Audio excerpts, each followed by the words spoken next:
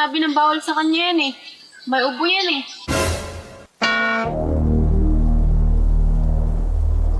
Pasensya na, ma'am. Ang kulit kasi nung anak mo eh.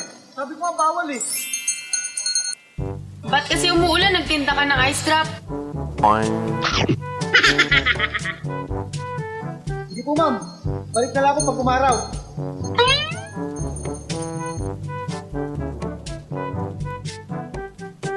Kuya, ako bibili ako ng ice drop kahit umuulan. Masarap ba yung ice drop mo? Ano ba? Umuulan na, bibili ka pang ice drop? Mas masarap kaya kumain ng ice drop pag umuulan.